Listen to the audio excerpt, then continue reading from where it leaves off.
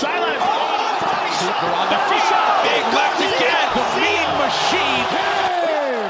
Mean Machine Garcia.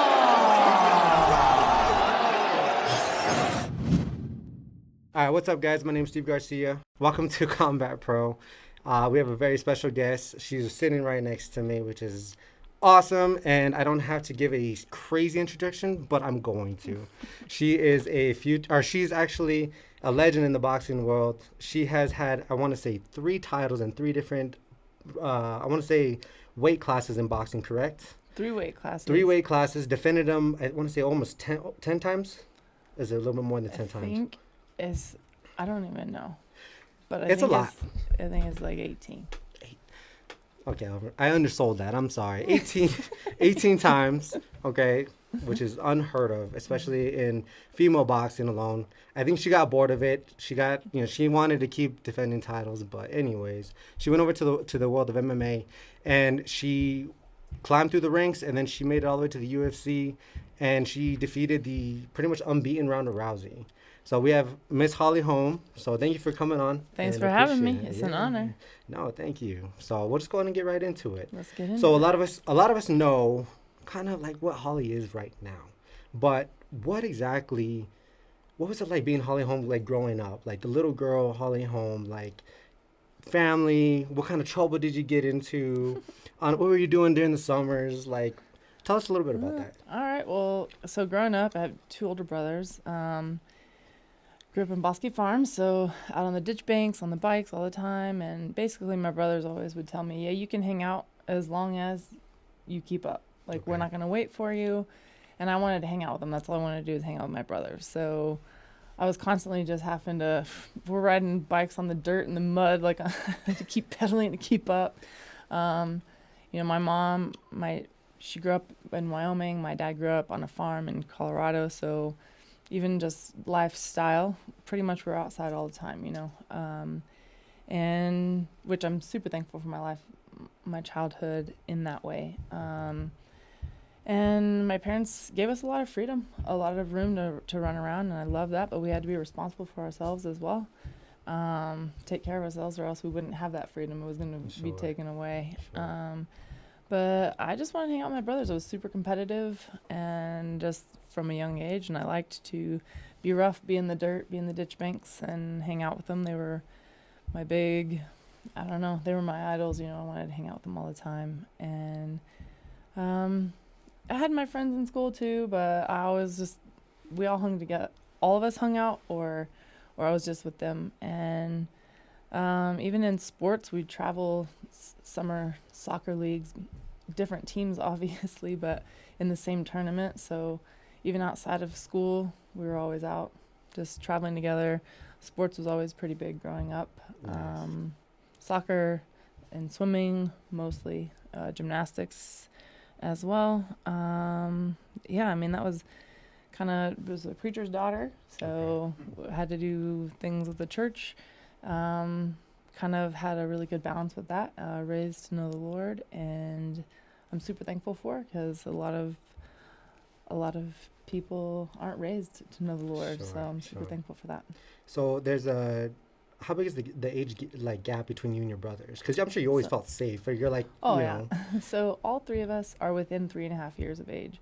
So we're all pretty close. Okay. There's only like 18 months between my oldest brother and my other brother, Weston, and only 23 months between us. So 1 year in high school, we actually all got to go to high school together. That's kinda cool. Yeah, it was really fun. How was that? It was fun.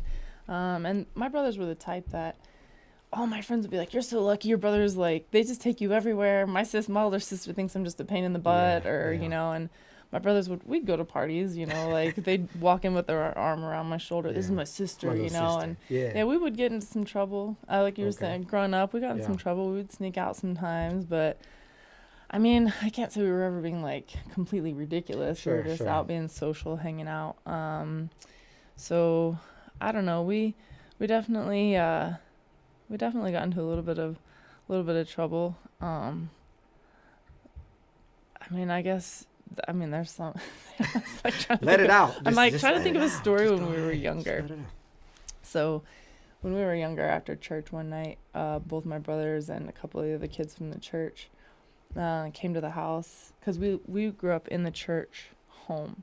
It was next to the church, so it was the home owned by the church. Okay. So my dad was a preacher, so we lived there, and basically anything that needed redone in the house was like all under the budget from the church, you know. And we had this old stove, and you always had to like light it with a match, you know. And my mom always would drive herself crazy with it. Sure. I have to give you that backstory only because we went home and we like made a homemade bomb. We meaning my brothers did, and I was just like there to cheer them on, you know. And a couple of the other kids in the church, two of my brother's really good friends growing up, they came over and we got like my brother's my dad's gunpowder. Okay. And like the end of a toilet paper roll, the like cardboard round part, we packed that whole thing with gunpowder and like sealed the ends. And we got like an old sheet wick and like put it in gasoline and like put this wick all the way down, and we lit it from the end. We meaning my brothers lit it from the end, and I'm just sitting there holding my ears. Yeah. And it goes all the way up close to the bomb, and it doesn't go off.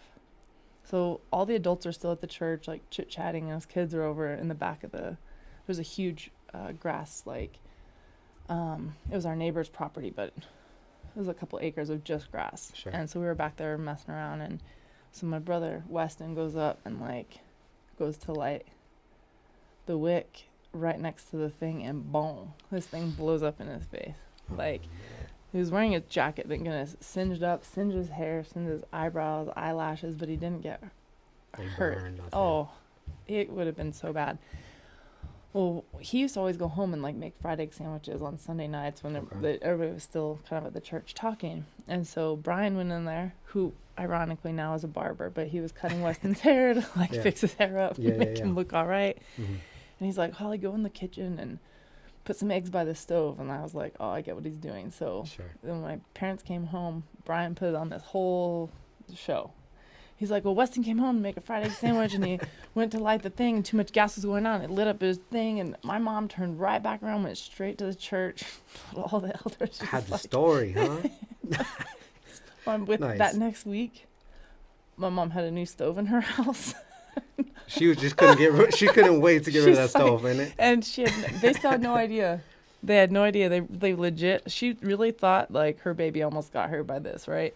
And Brian's like, they should have gotten Mom's stove a long time ago. We kept it. I don't think we told them this until we were like 30, like 10 years ago. We were like, we never told you that. Yeah, we were actually just making a bomb in the backyard. So we used to get in trouble like that, you know, like kind of just running around and just kind of being like little wild outdoor kids, I guess. I think it's hard because like I'm kind of like I'm not a preacher's kid or anything like that, but I was raised in like church, and so like I wasn't like a big party or anything like that, but we tried to get into trouble, but like in the most like innocent way possible. And there was a time where like we were, so my cousins my cousins are two girls, and they're the ones that kind of brought me back into church. You know, I was raised in church a lot, but like, you know, obviously you get older, you kind of decide for yourself if you want to be in it or not. So I started to go back, and they would take me to and from like my house or whatever the case was. And I don't know, like to this day, like it makes me crack up. But we were so stupid because like I couldn't drive. My oldest cousin could drive, so she was like 17. My younger cousin was like 15, and I was maybe like 14 or something like that. And we're driving. It's like probably midnight down the street, and it's like kind of like sloped, kind of low. And so one of my cousins, Sam, she like jumped out. She's like, let me just run. And there's like no cars. So like, all right. So she like ran like, I don't know, like 100 feet. And she like jumped back in. And then my cousin, so she's like, well, I want to. And she's the one driving. And I was like, all right, we'll go. I'll get the wheel. So I was like holding the wheel. And she was going. And I was like, wait. I was like, well, I gotta go too. So I run, and like we're all laughing, a good time or whatever. I'm like, man, let's all get out. And so we all got out of the vehicle. Nobody's driving. Okay. Oh, no. So we all get out, and the car takes off. It takes off. You can't catch up. Well, I'm the only one that could like catch up to it. So finally, like I get in, right, and I'm going down, and they're trying to catch up. Well, like again, I'm kind of young. I know how to drive a little bit, but like I'm in the middle, and it's like one of those like king cab trucks. So it's only just like that one row. So I had my foot on the brake, And Sam jumps in on the right side, and my cousin Soph, she's on the left side, you know, where the driver's seat's at. And she can't catch up. And I don't want to slam on the brakes because I know, you know, it's not gonna look good. And she's like, Steve, I can't get it. Oh, I did it anyways. Did she run into it? Dude, she freaking hit the door no. so hard. Dude, to this day, like, she hit the door, she like fell back, and I'm like happy that we didn't like run her over because we were like at least going 25 miles an hour. We were hauling. But like I said, I was like still young, so I didn't want to like do too much, but I just went for it. Yeah. But I think being like involved in church and stuff like that, we try to like still try to get that like A out little of bit us. of to like live a little, feel like we're being a little wild. Yeah, so I can That's funny. relate. I can Yeah. definitely relate. But do you think, kind of going back to your brothers, do you feel like that kind of like toughened you up? Do you feel like that Yeah, made I you? think I think naturally, obviously in me, it's not like my parents forced me to like go hang out with them or anything. But I think it was in me to want to be competitive, so that's why I wanted to keep up with them. Yeah. But also, I think just because of that, it just created more of a, like, they didn't baby me. Sure. You know, it wasn't like, oh, they were just protecting me, like making sure I didn't get in trouble. It's like they wanted me to, if I was going to hang out, I had to hang out how they hung out. They played flag football, I'm playing flag football. Sure. And I don't get any special rules. If we're all riding bikes, they're not going to go slow for me. So yes, I think that had a lot to do with just me making no excuses and just constantly keeping up and just like go hard or go home, basically. Yeah. And I definitely think that did like trickle over into, you know, my sports life and even just my everyday life, because, you know, even though I had two older brothers, I was the youngest and the only girl. I was never babied by my parents either, and I'm thankful. We were all raised the same. All of us had to be out doing yard work. I still was mowing the lawn and stuff with them, and all of us were raised doing the inside work too. My brother still had to come in, you know, even on the dishwasher. My mom would say, unload the dishwasher, and that meant one of us had to unload the top shelf, bottom shelf, and then one of the silverware, right? So one each. Yeah. Of course, we would always race to see which one had the least amount on there. See who was going to get this. Yeah. But we were all raised to learn. My mom's like, you guys need to learn how to keep in the house, and I need to learn how to keep out of the house. So we were raised all the same, and my brothers treated me the same as if they did with any other friends. So I definitely think that trickled into, you know, my my sports life, which in turn turned into my career life. Sure. Did you play sports like in high school or anything? I played soccer. So I grew up doing gymnastics and soccer and swimming. Okay. Swimming was every summer. I was on the Sundance League. We swam competitively every year from when I was 5 years old until I was, I want to say 14. And my 8th grade year, I actually swam on the high school team for Los Lunas, and I lettered, and I was like, oh, I'm going to be a 5-year letter. My freshman year, I was just kind of over it. Yeah. It didn't intrigue me, and I didn't want to waste the coach's time or anything like that. Sure. Soccer, I did all the way up through high school, and actually in between soccer seasons, I just wanted to keep in shape because all three of us drove to school in the same car because we lived in Bosque Farms, but we went to Manzano High School, which is in Albuquerque. It's like a half-hour drive. Sure. And so my brothers, if they were still doing wrestling, I had to wait till they were done with practice, or I would have to keep busy. And my sophomore year, Brian graduated, but Weston and I were still in school together, and he still had his sports. And one of my friends was going to Winklejohn's kickboxing and doing cardio kickboxing aerobics. Okay. So I was like, I want to go keep in shape in between soccer seasons, and, you know, so I just started doing the cardio kickboxing with her for like a year, and then started. Just kind of took off from there. That was actually going to be my next question. Was like, how did you even like get involved? It was just like, you know, you just saw it happening, but you said your friend kind of just got you into it? Yeah, so Alicia and Michelle. Michelle was the one that was like, oh, I went to this kickboxing, like a cardio class with Alicia, and I was like, oh, I want to go with you guys. So I went, and sometimes we would all go. Michelle didn't go quite as much. Alicia, her and I would go to class a lot, and sometimes at the same, sometimes not. But that's how I got introduced to it, and it just happened to be Winklejohn's kickboxing. Yeah. And then after the aerobics class, the sparring class would come in. And I thought, that kind of like looks fun. Yeah. So I was like, you know, I wanted to kind of try that. I didn't have a lot of money. So Mr. Winklejohn, like, either traded with stuff with my mom would would do some trades for me to go there, and then I would clean the gym sometimes, like just so that I could pay, because it's more to actually get instruction than it was just to like pay to go to the aerobics class. I don't remember what the difference was, but being the giving person he is, he just kind of let me try it out, and so I did trades and stuff like that, and then after a while I was like, well, I really want to try a fight, but only when you think I'm ready. Okay. So you're already sparring, like, how far? A little bit.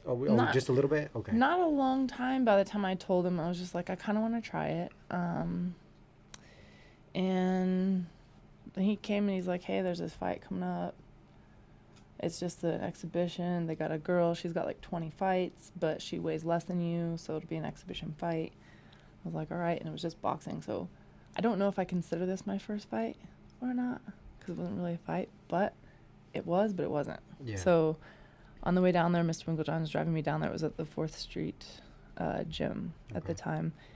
And he's like, they're going to tell you it's an exhibition. This girl's smaller than you, but she's also had 20 fights. So you've never fought before. You haven't even been sparring that long. Like, don't let that, like, you need to go hard.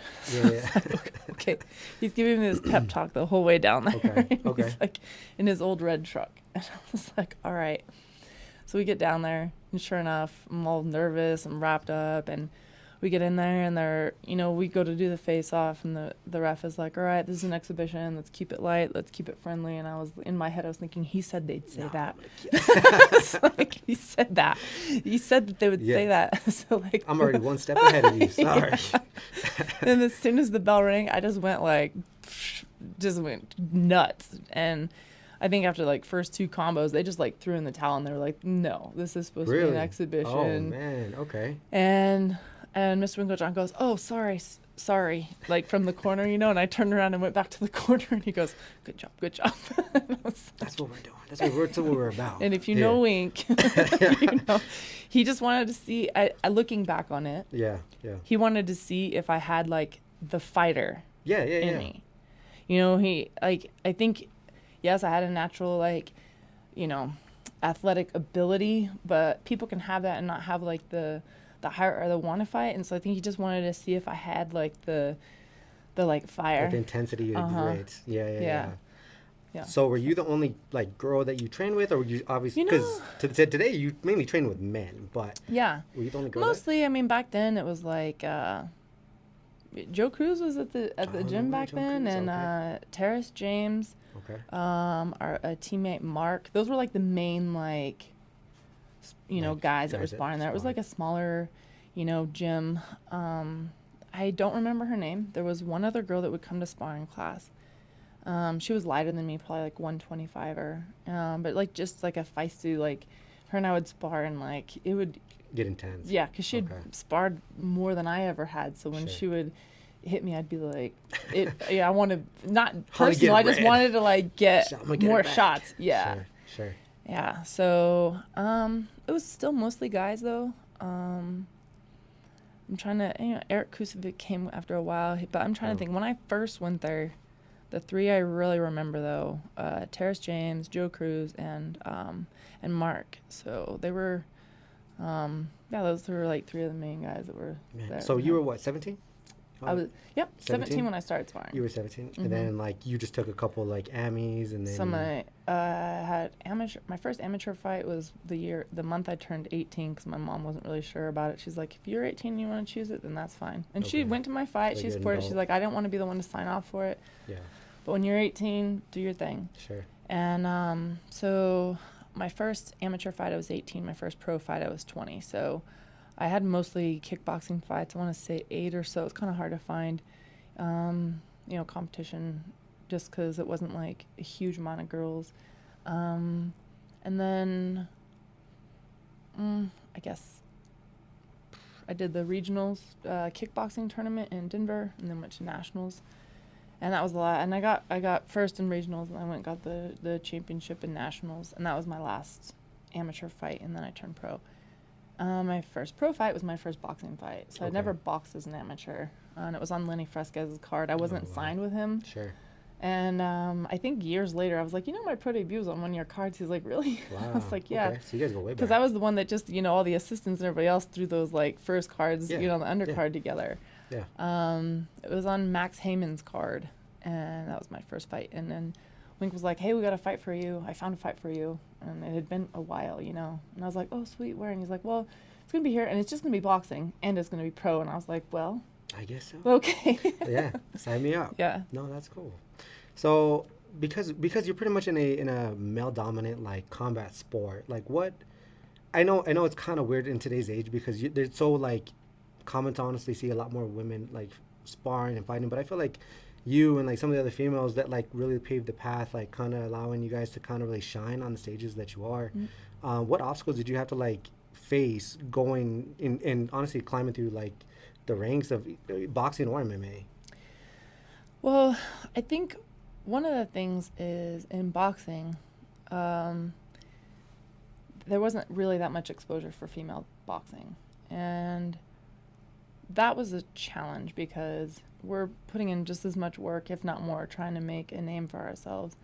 And a lot of times when they would put it on TV, it would be like a swing bout of like, a pro debuter or a couple fights in, and they just like, that's the fight they throw in between. And it didn't really like do enough justice for like skilled female fighters until they started kind of giving a little bit more attention to that. Then, a lot of people say, well, there needs to be more money behind it. And it's like, well, there has to be money coming in order to pay the fighters too, right? Sure. But it kind of takes a little bit of everything because you have to have a promoter that's going to believe in it, that females can sell the card in turn to, then you can create that fan base that's going to want to watch you. So they kind of got to take a leap of faith on you in order to start to build it. And Lenny definitely did that here.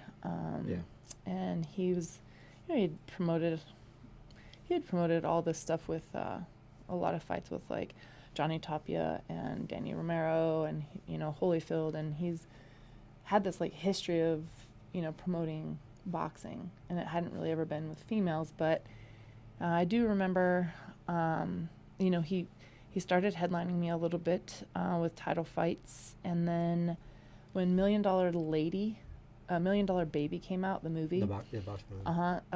They had a fight called $1 Million Lady. And Lucia Riker, she's the one in the movie. She's a boxer. And she was going to fight Christy Martin for the $1 Million purse. And they called it the $1 Million Lady fight. Well, whatever happened didn't go through, sponsorship money, whatever. And they had all been training for that. And that's when that fell through, Lenny had reached out to Christy Martin's camp and was like, hey, I got a girl.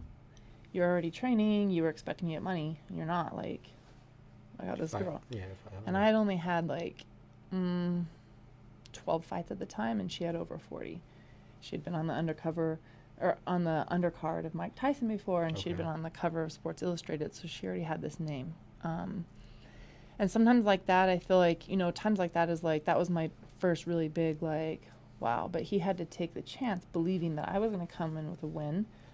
And then, he had to take the chance, and I had to believe in myself. Sure. And so some of the struggles with women's boxing, though, that's what it is that if you don't have money coming in, if people aren't watching you, how much can you really pay out? Sure. There has to be that. So I definitely took a lot of like pressure in a good way. I was like, I need to make this worth it. He's putting his belief in me that the odds were, 4-1, she's going to knock me out. And I was a huge underdog. And I know he lost money on that fight to make it happen, to believe that it would start going up from there. Because he had to pay her a certain amount to come in and fight. Sure. So I think that that's a big struggle, though, for women's sports in a male-dominated sport, which it's getting bigger now. Like, the women are getting a lot more TV time and stuff like that. But back then was definitely a little bit, it was just a random time that you might. So I was thankful that I had somebody that, put it out there. But there still wasn't as much TV time in boxing as it was in MMA. Well, even like kickboxing, because like I'm assuming you kind of went the boxing route because it seemed like it would probably be easier to find fights. Is that correct? Or no? There was more opportunities for me to box than kickbox. Yeah.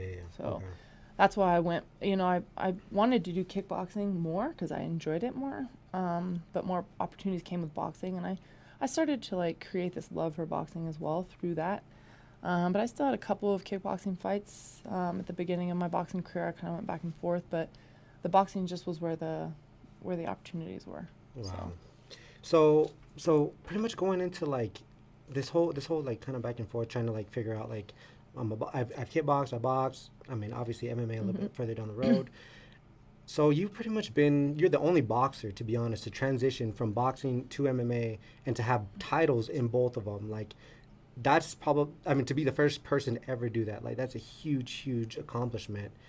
I know you probably don't think about it that much, but that's something to be proud about. But what emotions do you, like, get when you think about that? So I definitely have, like, when I look at my career and people say, like, what are you most proud of and things like that. And some of the things that I am very proud of is that I have fought in both and been successful in both and fought for the most prestigious belts against the most, ranked fighters currently. 100%. In boxing, it was when they were currently ranked in the top, not like after the fact. Sure. And I never said no to a fight, and that is one thing that I'm like super proud of. And to be able to be a champion while taking those big, it's not like what you call like a paper champion, like, oh, I've got all these wins and all these belts and these, I fought in a very competitive weight class compared to most in women's boxing, and in 3 different weight divisions. I was unified in 2 weight divisions and then had 1 or 2 belts at 150. So I fought 140, 147, 154. I don't know exactly how many over the 3. I never really paid attention. The win is the win, and that's what I cared about. Yeah. But coming into MMA, I was like, I want to be able to be a champion. Like, that's the goal. It's not just to, Wink and I, before I actually went for my fight with Ronda, everybody, the biggest thing was like, so do you think you can last longer than 3 rounds? Because she's only made it into the 3rd round. I'm like, I got to the gym one day and I was telling Greg and Wink, I was like, I'm not going for a participation ribbon just to say like I did it. I'm going for the gold. Yeah. And so we would say like blue ribbon sometimes, like during sparring. Like the coaches would say that meant like 1st place. And it was just a reminder. Sometimes when I was like doing well in sparring, they'd be like blue ribbon, It was like this like thing just put in my head, like I'm not going to just like say I did it. I'm going for the gold. And so I am proud that I took on like the unbeatable fighters when they were unbeatable, when they were the toughest. And even if I came up short, which those are the ones that still haunt me to this day, I know that all my fights were against the toughest girls. That I really don't know if there's any of them out there right now that I haven't said yes to fight. Sure. That have been in the top. So I do take a lot of pride in the fact that I've had belts in both. But not only that, but for the most prestigious leagues and against the toughest fighters, not when it was just easy. So I definitely am like proud of that. I think that's why you excel so much, because there's no denying the fact that like you took whoever they offered you, whoever they put in front of you, and it's obviously led to bigger and better things.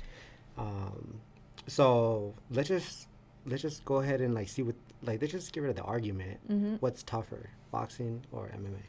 Okay, so there's things that are harder about boxing, but I think as a whole, I think MMA is harder only for the fact that there's just so many things. Sure. With that being said, it's like, because your mind is like, Monday is ground and pound for our gym anyway. Yeah. Tuesday's big glove sparring. Wednesday's wrestling only. Thursday's MMA glove sparring. Friday is like drilling. It's like every day, like you kind of got to like You're change resetting your focus. constantly. Yeah, you're constantly. Yep. And in boxing, it's like whether you're hitting mitts or sparring or whatever, it's like this is the game plan, and these are the things we're going to work on, and it kind of flows every day. So, sometimes like on a Wednesday, you get so into wrestling. Like we were just after practice the other day, you and Diego Brandon and I are like talking about all this wrestling stuff. But then we get there next Thursday morning, it's like, well, now we're starting on our feet. Yeah. Like you can get really into like this, like, oh, this works really good on the ground here, and this works really good, and then you got to kind of like, and to retain it all, I think is very hard. Yeah. And with every offense, there's a defense. So the more things you can do, the more you have to watch out for. Right. The 2 things that I think are harder in boxing are because you only have 2 weapons, your arms, you have to get creative. Yeah. You start getting frustrated. People get frustrated in MMA. They can't get their shots off. Well, I'm going to kick your legs then, or I'm going to take you down, or I'm going to clinch you, or I'm going to do this. Like, you have other options. In boxing, it can be really frustrating. You're fighting someone that's like super defensive, and you're like, I have to make this work. Yeah, like, how I can't. They're so defensive. I mean, Mayweather's great about it. He's like so defensive, and then he starts making his points, you know. And that sweet science with boxing can be really, really challenging. And I do think that that's a little hard sometimes because you don't have to watch out for as many things defensively like in MMA. But it also is like, man, in order to win this fight, I have to make something happen with my 2 weapons I have. I don't have any other choices. And that can be a very frustrating feeling. And also, you only have 2 weapons. So your arms are tired. And that's what I tell people too, is like with boxing, like it's, like you said, you have 2 weapons. There's only really 2 ways to win. Actually, there might be 3 ways to win. You can, knock them out, hit them with a body shot, or you go to a decision, right? Skill. Those are typically those are the 3. MMA, there's so many ways to win. So many ways. But that means that there's so many ways to lose. Right. And you hit the nail on the head when it comes to like, I can my hands aren't landing, so maybe I'll just throw a couple leg kicks, and then he's gonna start worrying about that, and then it'll open up other things. Or if I can't let my striking go, well, I'm gonna have to take this guy down, and he might stuff a couple times, but now I got him thinking about that, and I think it's kind of crazy. I love the MMA sport just because the variables that go into it, but with boxing, like, it's just so like, it's almost like there's not really a solid word I can really put to it, but it's just like you have to be clean, you have to be precise, Absolutely. you have to be on point that day all the time. You know what I mean? Like I've had days where like in MMA where I've gone into a fight and like, dude, my jab is just not working. You know what? So we make do with other things and we can figure it out, right? Yeah. Well, boxing, I'm like, dude, your jab is probably one of your best weapons. If that's like not firing on you, and then your mind's gonna start playing tricks. Yes. You try and force other things, then you might run into a punch. Yes. Yeah, for sure. I remember in a couple times when I was boxing, some of the girls that would like do that like lean over, kind of like how Mayweather does. Like, I was like, if I could just put my shin on your face, this fight would be over. You know, Right, but you end can't. this right now. Yeah. Yeah. So I do think that, and just your muscles, your arms can go to failure. Yeah. Like because you can only use your arms. Sure. There is a overall body fatigue that people don't. That's different. Like the wrestling and grappling and clinch work can really wear someone out too and weigh on your arms, but it's still different. You can still clinch on, you can still use your body, you can still use your legs. Like in boxing, round 8, 9, 10, and your arms feel like they weigh 100 pounds and you have this person in your face and you still can actually only punch them. It can be a very suffocating feeling. And that's, well, I remember you told me a story and you're like, I remember after the fight, I don't know which fight it was, but you told me after the fight, you need people to help you like move your arms, or you had to like assist your arms. I would wash my hair after. There's been times I would wash my hair after a fight, and I'd have to put my elbows like up against the shower wall, and like because they'd be just so tired, depending on the fight. You know, when you have a title fight and you're just, if it's one of those active fights, like you just go. It's like, and 2 is like after the fight, like your head's a little more sore from all the punches, like your jaw's a little more sore because all the punches are focused on your head. So yeah, it's just different. Yeah, and I think me and Wink were like talking about it too. It was more like people say like boxing's not as brutal as MMA, but I'm like, you have so many repetitive shots to your brain, alone. You know, it's you really can't say that, and be 100% confident in that, because MMA, you might get hit with a shot, and don't get me wrong, like getting kicked in the head, like that's brutal. There's no denying that. But when you hit the ground, a couple strikes, usually the ref will hop in, call it a day. But you can get up 2 or 3 times getting knocked down in boxing, and like he looks like he's on his feet. So let's go. Let's see what he got. It's kind of crazy. The way I was trying to like explain this is I've had way more injuries in MMA, a knee, a hand, an arm, but I think. Okay, my body took that damage, right? But in boxing, like it would be your brain. Yeah. So I'd rather my body, like that means it's like dispersed like throughout the body. It's like I'd rather my body take that damage than my brain. And in boxing, for sure, it's definitely more focused on your head. And even though people look at like bigger gloves compared to smaller gloves, it's not necessarily that quick impact. It's the fact that like it's the whip, you know, and when you have a whole glove behind it, it doesn't necessarily mean the smaller the glove, the harder the hit is. That's not really it. Right. There's still the same amount of force behind your hook, whether it's in an MMA glove or a boxing glove. And sometimes the boxing glove, being that it's bigger, can even catch more, and you can land it more and catch, even if it's just on the back, it may not be like this sharp one. It's like but the you're still- surface yeah, of the glove is it's just wider. bigger, and it's It's more to catch. Yeah, I think that too, because I've noticed like even just like getting hit with like an MMA glove, it can be more direct. It's just in that area, and I'm not saying like it still doesn't affect my head, but I feel it more like the circumference of like the actual impact is not as bad. But when I get hit with like a big glove, like it's just that rattle of the brain. It's just like it doesn't matter if I get hit here, here, or here. Like just everything, you're just snap gonna your just neck. feel it, you know. And man, the sport we're in is just kind of just like, bro, like that's the name of the game. Yeah. And you know, we understand that we're not dumb. Oh, we all sign you up know, for it. we do sign up for it, but it's kind of interesting here because like I always tell like everybody around me, I'm just like, look, I was like, I don't think I'm gonna have brain injuries, but man, I'm gonna have arthritis all over my body. Oh, for I was sure. Like, man, I was like, that's what I'm not looking forward to, because even getting out of bed sometimes is hard, you know. Oh yeah. But Oh, yeah. yeah. Well, let's just kind of move on a little bit and just kind of just see what your opinion is on what do you think what's the difference between being a great fighter and then what makes him different of being a champion? Like, what are the two differences in your opinion?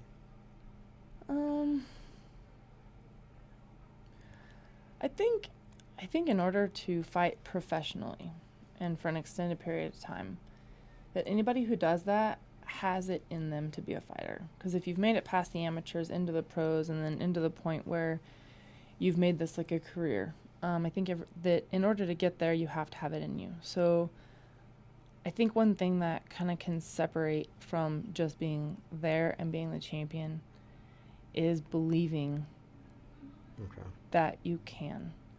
I remember my dad telling me, you know, at one point, he's like, Holly, a lot of people go through this life like, oh, why me? Why me? Like, they don't think, you know, they see other people doing these like big things. And he's like, you need to say, why not me? Sure. I'm just as capable. I'm here for a reason. And believe that. Like, I'm in here for a reason. I belong here. And I think that to really feel like you're fully capable, because I don't know, was it Muhammad Ali is like, in order to achieve it, you have to believe it. Sure. It's true, though. How are you going to achieve it if you don't actually believe you can do it, because you've already lost then mentally? Don't get me wrong. We always battle with these demons in our 100%, head. Like 100%. anything can happen in there. Like Yeah. they are really good. You get in there and all of a sudden your opponent looks bigger than they ever looked in their pictures like, before. Man, that's not the same person that wins. You've been training. Yeah, sure. That can be a very a very intimidating feeling, but I think that to even in those moments just like be like, yeah, I'm here for a reason, you know. Who's to say that they're more capable of being a champion than me? Right. Like, I think in order to actually, the difference between that is to believe it, but with believing it, you're putting in the work, because if you really believe you can, that means you're putting in the work to make it happen. You know, you can't just sit on the couch every day and be like, I believe I can do it. Yeah, that's enough for me. Yeah. That's not going to work. Sure. In truly believing you can do it, that means you truly know you need to go put the work in too. But I think that makes the difference sometimes, is some people, they see other people succeed and they're like, even maybe happy for them, but maybe they don't really think like, well, that can be me, you know? Yeah. It doesn't always have to be someone else. I kind of feel like we almost make them like they're not human. We put a lot of people as like they're just like almost like robots, and they're just not even like, they don't even bleed. I'm like, no, everybody bleeds. Everybody has the same thoughts you've had. And it's hard because then once you climb up and you get to that point, you're just like, man, I was like, is that me? Am I that point now? You know what I mean? And I personally like to know, because one, you are a great fighter, and two, you have been a champion. And it's always kind of like nice to kind of pick, you know, the brains of people that have experienced the ups, the downs, and then obviously the highest point you can get to. I think too, though, there's a lot of like, male and female, you know, there's a lot of competition. There are more males that do this sport than females. Sure. So the climb can be a little bit of a different path for male than female. Yeah. And some can make it faster than others. I'm not saying one's better more than the other. I'm just saying it can be different, you know. there's also more weight classes for males. There's more, you know what I mean? Yeah, like, yeah, there's yeah. more belts out there because there's more weight classes. But I just think that every person has their own journey, but you definitely won't be at the top if you don't think you can be at the top. Right. You actually have to believe it. Like at some point in Absolutely. your life, you're gonna have to Yeah. believe that you're gonna be the best. Yeah. And I like that where that kind of leads us into, because I kind of wanted to talk about, like, to me it was definitely like one of the most iconic ones, because I remember even where I was when you won the UFC title. Can you just talk about a little bit of like the before, during, and even after of that whole entire moment? Because I mean, that whole moment as a whole is just it's crazy, and I'm sure leading to it Yeah. and then afterwards is crazy. But yeah, if you can, talk a little bit about it. So I do remember, so when I was 18, this was probably after I've had 1 or 2 amateur fights. I didn't really even know if I would ever turn pro. I don't know. I was doing this for fun. I really actually never thought I would make a career of it. It wasn't even anything I was like aiming for. It's just I didn't grow up doing it. I just was doing it for fun. But I was eating lunch with my dad. I don't think the grill is there anymore. It's down off Oak Grand. And we were having like an emotional talk. We were going through some stuff. Not my dad, just life in general. Like him and I were having like a good talk about all these things that had been happening. And we were crying. I was mostly crying. And my dad goes, I don't know. I just know that you're going to do something that this whole world's going to know at some point, and it's going to impact people in a positive way. I just feel like it's destiny. So my dad told me that when I was 18, before I ever had a pro fight, before I ever knew I would even fight professionally, much less for a title in boxing. I had 10 years of boxing before all this. And it never really, we didn't talk about that day again. But when I got the call to fight Ronda, I had only had 2 fights in the UFC. And we knew it would probably be a fast. They wanted to get her to get the win against the grappler, the boxer. They wanted her to get wins with everyone. And she was running through everybody. Yeah. We figured they would want her to be able to get at me quick before I had a lot of experience. Because I didn't start grappling or doing any wrestling until I started doing it. I thought, this will be fun. I want to try it. So I just started trying some get-ups, how to fight. Learned some more of this, how to fight, and I was going back and forth between boxing and MMA, so I wasn't even training MMA full-time, only when I had an MMA fight. And when I got the call to fight Ronda, everybody else was like, oh, awesome, like, so are you excited? And I could tell that they were nervous, and they were wondering how I felt, and I was like, yeah, I'm excited, But their nervousness and, like, talking to me was making me feel nervous, right? Yeah. But when I went home that night, I called my dad and I was like, hey, I got an announcement of who my next fight is. And he goes, oh, tell me who it is and I'll look it up. And I was like, well, it's Ronda. And he goes, oh, destiny. Hey, That's all he there said. it Not is. even a There it question. is. Not even, Okay. oh, are you nervous? And it just put my heart at ease for the moment. And I was like, yeah, why? I was already putting it on a pedestal. Yeah. And during that training camp, Link would be like, well, when you come back with your belt, or it was kind of just like, everybody was talking like as if, like, yeah, you're going to win. It wasn't this like, oh, do you want to, let's hope that you can just, see how you do it. It was like this true belief. And that made me feel strong. Like their belief in me, people that I cared about. I don't really care about a lot of people's opinions. Sure. I care about my coach's opinions when it comes to a fight. I care about my teammates being supportive. And all my teammates were like, Holly, like, you're going to do this. And that definitely made me feel stronger. I'm not saying that's why I won, but it was a huge part of it. And then when I went out to the fight, everybody's all this, I could just feel the energy, and I felt like I was really, like, greatness was there. I definitely had to stay focused and stayed on it. I knew that it was in reach, though, I really felt that. And, fight week was just a lot of emotions, man. Just hard to even explain. Every fight has those emotions. These were definitely some extra added ones. But I knew things would probably be so different when I actually train, but I was like, well, I fought for belts all the time against the top in the world. Like, I was like, I can fight for this belt. I can do this. Yeah. And why not me? Yeah, exactly. So, boom, the fight went, and just everything went exactly how we had envisioned. And not every fight goes like that. No, yeah. You have this plan. Absolutely. And then, like, I remember one of my fights in boxing, we had this plan. This girl was like in her opponent's face all the time. So we're like, she's going to be aggressive, so we're going to counter her. Well, she came out, she was countering me. So Wink's like, after like the third round, I was like, forget the whole game plan. You need to counter her counter. Like, sometimes fights don't really go like that. Yeah. But everything just flowed right. Everything we trained for, it just happened to flow right that night, in all ways. And when the fight's over, this is the only time my dad's ever been in the cage my entire career. Okay.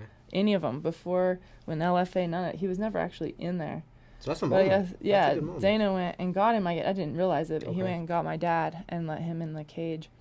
And it's a moment, like, people see it, they see, like, the hug, but they don't see, which I'm glad, because it was, like, his and I moment. But, like, I looked, and he was, like, coming up through the steps into the cage, and he looks at me, and he goes, "It's destiny." And I was like, yeah. And it's like kind of like came full circle, and they see us hug, but that backstory just like over the years.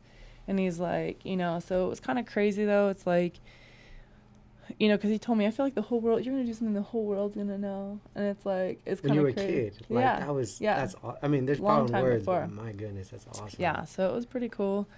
And just like, it's kind of some of the backstories that go along with a lot of that. But, stuff that had been kind of ingrained in me from a long time ago that helped prepare me for that moment, Yeah. Otherwise, maybe I wouldn't have been ready. Sure. Emotionally, physically, mentally. Sure. Do you feel like she was like, I don't know, in the fight, like in the actual fight, did you feel like there was anything different than any other person you ever gone with? She was definitely confident. I felt that in her. Okay. I knew she was kind of nervous from one of the face-offs the day before. Our weigh-in was kind of intense. Yeah. And I think she was used to having this energy and getting in the girls' heads already. And I think she knew, like, oh, I'm not really getting in her head. I think she felt that, which I knew made her fear me a little bit more than others. Some people fight really great out of fear, though. Sure. No, 100%. So I didn't, like, put that past. I was like, she might come out and go even harder. Mm-hmm. Because I'm not backing down from her in anything. The energy in the stare downs, like even on media day before the weigh-ins, like there was energy there. And Wink asked me after the stare down on media day before weigh-ins.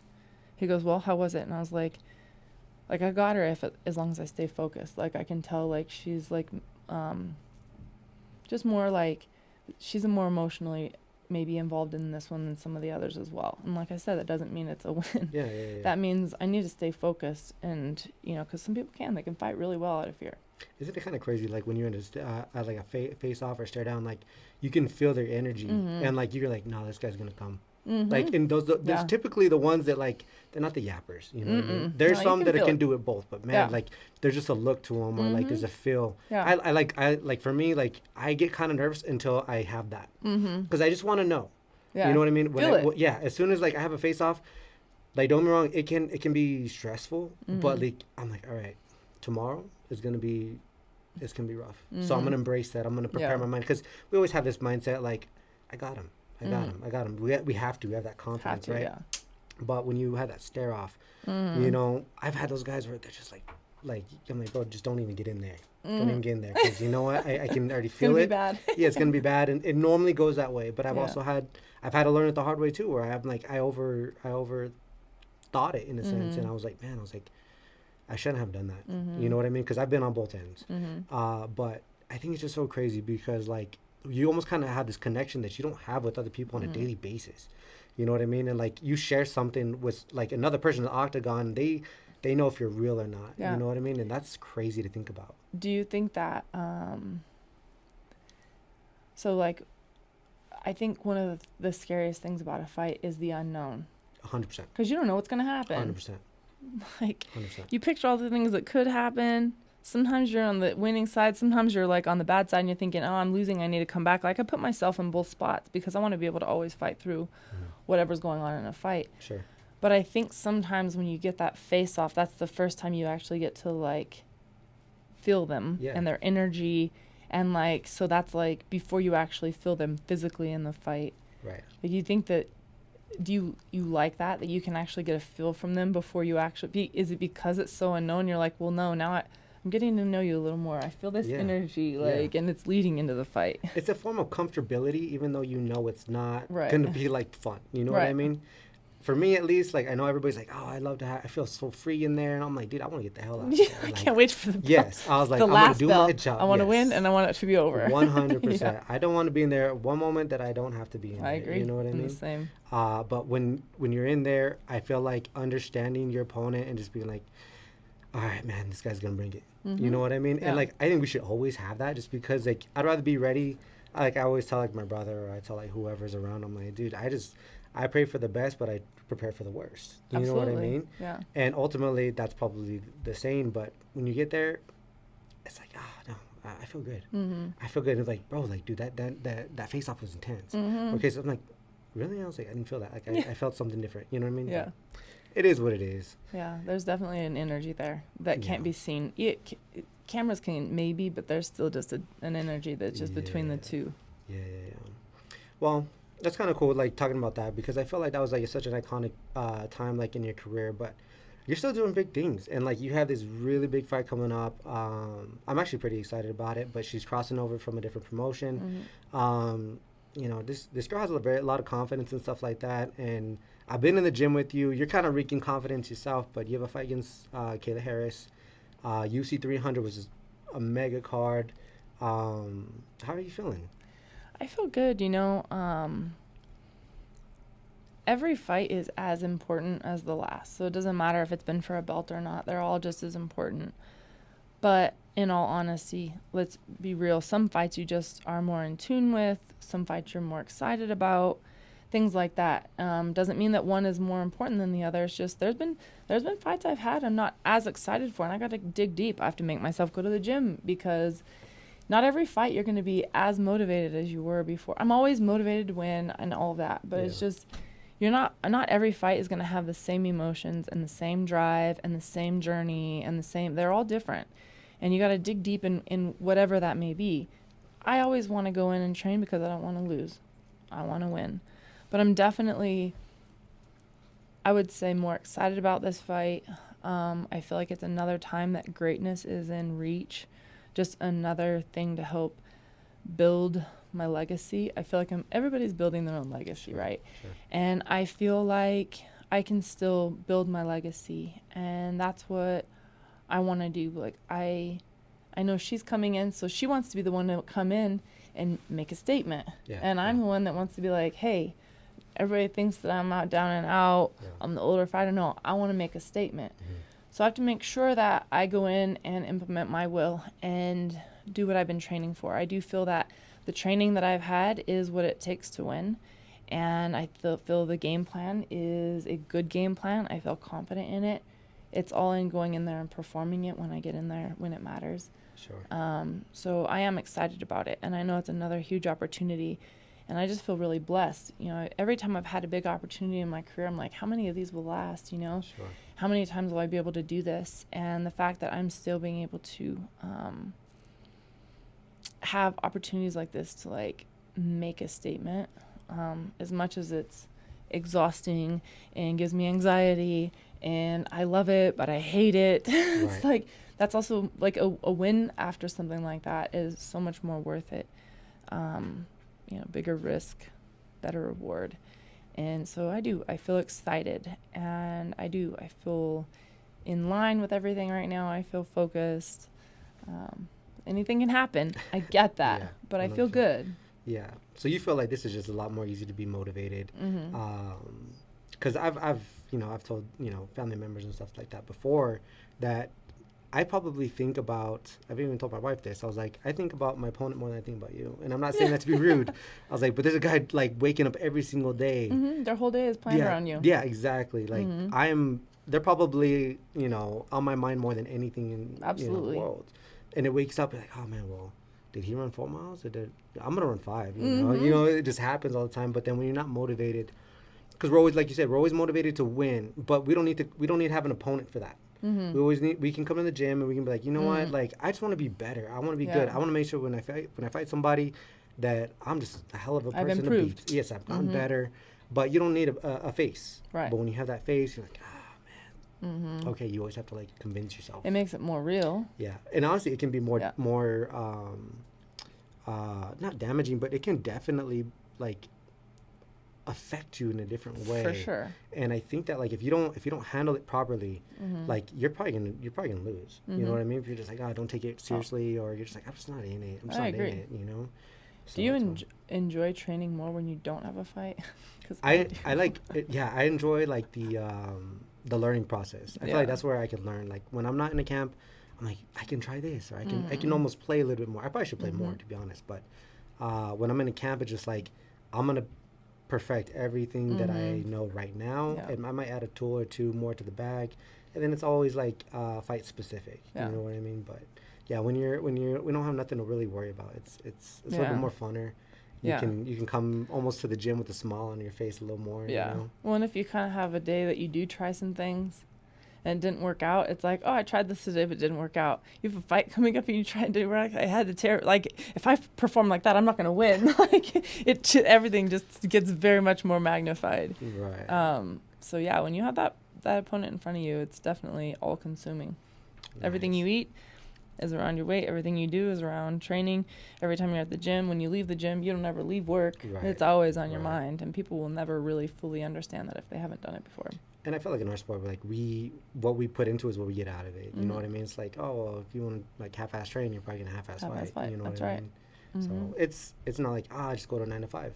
You know what I mean? It'll pay itself off. I'm like, no, it's not like that. That's a comfortable way, you know. I think that's why a lot of people don't really do this sport much either, though, because there's only a select few in this world that are okay with it being, you know, uncomfortable. Sure. What we do is not a like predictable, comfortable job at all. There's nothing comfortable about fighting, I don't think, but it's weird you try to find comfortable within the uncomfortability. If that makes sense. It's kind of a weird way to kind of put it. You have to embrace it. Yeah. So I just saw this thing the other day. I don't know how true it is. I kind of want to look it up now. But it was talking about bison. You know how have you ever seen those pictures of like big old bison and they have like snow all over their fur and they're like in the mountains? So I read something that was like saying that bison is one of the very few wildlife or animals that actually, when a storm comes, they face the storm. So they go, because they know that they'll actually go through it, that it will pass them sooner. Okay. Interesting. Yeah, I've never Rather heard that. Than turn away, run away from, and it's, you know, you're going to be stuck in the storm forever. And it like made me think about fighting, that it's like, it can be so like uncomfortable sometimes. You don't really want to deal with it. And so you like try to not, but when you actually embrace it and face it, and, you know, that means knowing that you have something big in front of you, showing up to practice, and like being vulnerable, being uncomfortable, and like knowing how real this situation is, right? Like that is kind of like facing the fight, and like facing the storm. And it actually, the storm isn't as bad, right? Because they go through it better, sooner. It passes, like because they actually face it. Sure. And it just made me start to think about all these like other. That's honestly a cool thing to kind of think about, because I've never heard that. So but now I want to go look up bison and what they really do, because I'm like, it makes sense though. Yeah. The storm is, once a storm goes, it doesn't just keep growing, right? The storm like brushes through. Like you see all the maps of like weather, it's like it's growing. So like when it's coming, they like turn and face it, from what I read. So now I want to look it up. With it as it comes. I'm just going to go through this, and then we're going to be done with it, and it'll keep going and pass us by rather than running with it. So. If that's legit, that is awesome. Yeah. That is honestly kind of a cool way to kind of think about it. Now I need to go look it up, because I keep telling myself to, and then I keep spacing when I get in the car. There you go. Well, I'll remind you. All right. But, okay. Well, I don't know when it's going to happen. I don't think anybody ever really knows what's going to happen. But when Holly's ready to hang up the gloves, what do you want people to remember about you? I want to be known as being fearless and taking challenges and not comfortable. And I know that I have done that, but I don't ever want it to even get to that point to where I'm only taking fights that are kind of predictable or comfortable. I want them to all be tough. And I want to be known for being humble through that journey. Yeah, I'm still very confident. And I think any fighter has to have a little bit of an ego about them, or else you're never going to be a fighter, right?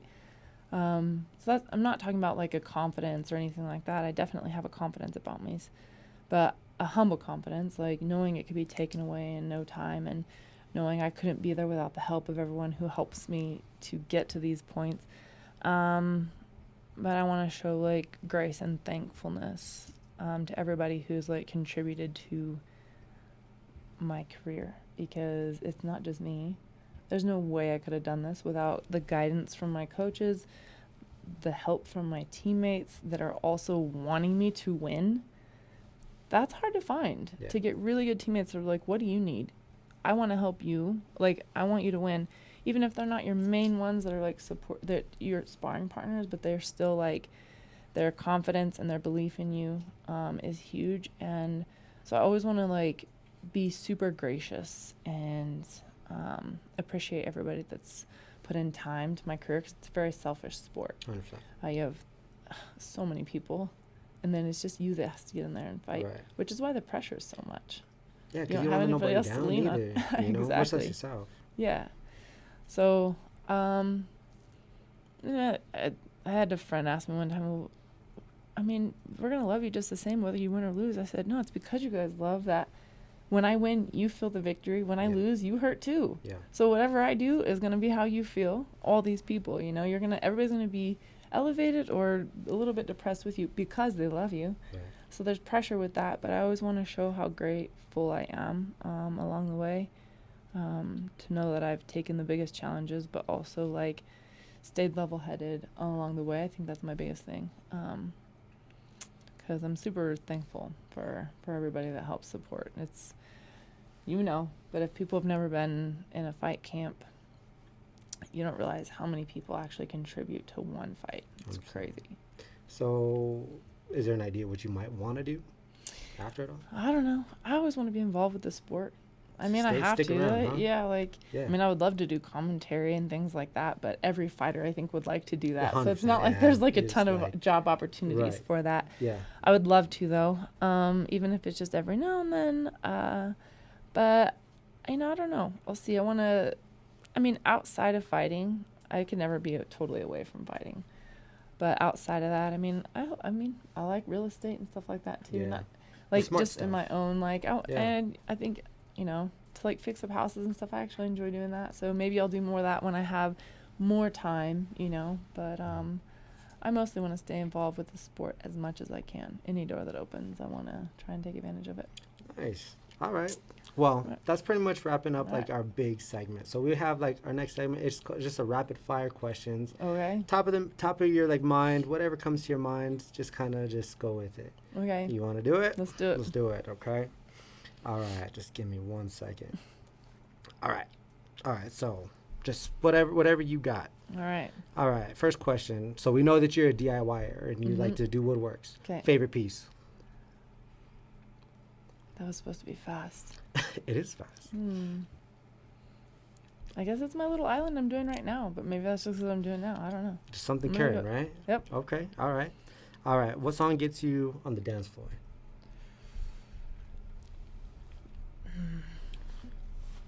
Old school, like 90s hip hop, or stuff like maybe like 70s rock, like Led Zeppelin, stuff like that. You're just like, I'm on the dance floor right now. Yeah. Okay.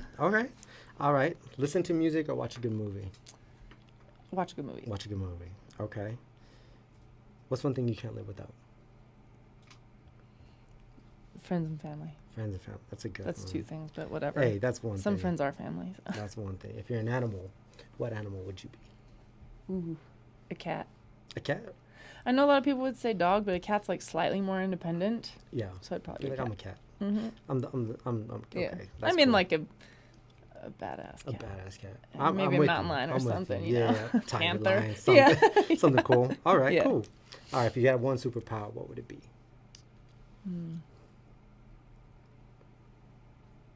That was really hard. Put you on the spot. That wasn't very rapid fire, but I guess my superpower, if I could truly turn people to Jesus that don't know Jesus, that would be my superpower. You know what? That's a good one. Respect it right there. Okay, if you could be a car, what car would you A be? truck. A truck? Mm-hmm. Is there any specific truck? Like an old school truck. An old school truck? Mhm. Okay. All right. Okay. Who's the GOAT of MMA?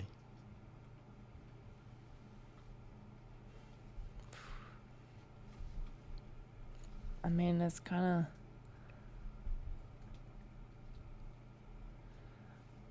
You got the GSP, you got the John Jones, you got the, and then there's me.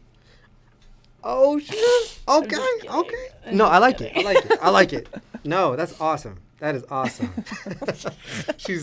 I like it. You know what? Next question. I'm trying to Let's think, move like, there's a on. lot right now as well, but I think ones that really, like, made a statement for a very long time. Those are the GOATs. I think that you gotta look, even Demetrius Johnson. Gosh, Oh, he's yeah, like he's badass. unbeatable. I mean, I could Yeah. honestly go all day, so I guess I can't pick one. 100%. Can't pick one? Mm-mm. It's okay. We'll Yeah. use you for one, okay? Okay. Made for a life or chef for life? If you could have one. I'd say made. Made for life. Mhm. You like to cook? I just don't mind. I don't mind You cooking. don't like cooking? And Okay. like I'm simple. It's like just throw a little. If I really don't feel like cooking, I just want to fry up a couple eggs. It takes 5 minutes. I'm okay with that, but it takes Easy. a lot longer to clean house. Okay. So I think I'd go made for life. Oh, Mm-hmm. See, I'm the opposite. I'd rather have a chef. Okay. But anyways, that's cool. If you could have dinner with anybody in the world, past, present, future, maybe not future, but past or present, who would you have dinner with? First, I would want to have dinner with Jesus. Okay. But outside of that, on this like man-made earth, I think I would want to have dinner with Muhammad Ali just because I feel like Okay. he is a GOAT, but he's also like, he seems so like eloquent with his words and had his own humor. And I think he was like really relatable to a lot of people, so I would like to talk to him. There's more than just fighting to him. Yeah, You know what I absolutely. mean? He's like more Mhm. not complicated person, but he's definitely like a wise guy. You Mhm. know what I mean? Like you see these clips of him, like he just goes to like an elementary school and he's like sitting across from like one of the kids and like interacting with them, and it was so real. Or when he's on his like shows, the TV shows, he's so real. It's like I would love to be able to sit down and eat with him. Yeah. No, that'd be a good sit down, Mhm. I think. Okay, red chili or green chili? Across more green chili than red, but sometimes Okay. red's the way to go. But if I had to pick, I would go green. Okay. We know you have a dog named River. Uh-huh. If she could talk, what would she say about you? Oh, she would think I'm a pain in the butt. She'd be like, my mom's a pain in the ass. She doesn't feed me as much as she needs to. I need more treats. For sure, because food's her number one. Food's the number one. Mm-hmm. Okay, we'll end with this one. All right, finish this sentence. If there's one thing I could do today, what would it be? There's one thing I could do today is to live for today, because tomorrow's not promised. So you living in the okay. I need to do it more days. Just But, be yeah. present. Be present. I Be do think present. I do a decent job at being present, but sometimes you can get so wrapped up in like a future thought that the day goes by and it's over before you know it. So I want to be in present. today. Yeah. Yeah, I think we look too far ahead. A lot of us, because we're like, oh well, we got this fight ahead of Especially us. A lot fight of us, related. Yeah. You put but so much aside. forget to enjoy the day. Mm-hmm. Absolutely. Cool. Well, thank you, Holly, for appreciate your joining time. on. It was fun. It was Thank an you honor for to be coming on there with a fellow badass. Hey, no, Always shoot. inspiring me. Hey, I got some catching up to do. You on your 3 fight in streak finishes. Well, Motivates I me. watched everybody in there, and I'm like, okay, I don't have no excuses. I Let's need do to, it. I need to be a badass too. But thank you for coming on. You know, Thanks for having I me. wish It you. was fun. You don't need no luck, but I know you're gonna kill I'll it. take it all. Yeah. You know, prayers always out to you, Appreciate and it. Thank you. you know, we'll be watching you UFC 300, and if you guys are not doing anything, I highly recommend you. It's a crazy card. So please, guys, just follow Holly if you're not already following her. Let her know they can find you. Tune in. Tune in, you know, Instagram, all of the above. Will be on the link below. Thank you guys. If you guys like the video, you know, feel free to hit that like, and then, you know, if you like the content, go and subscribe. So thanks, guys.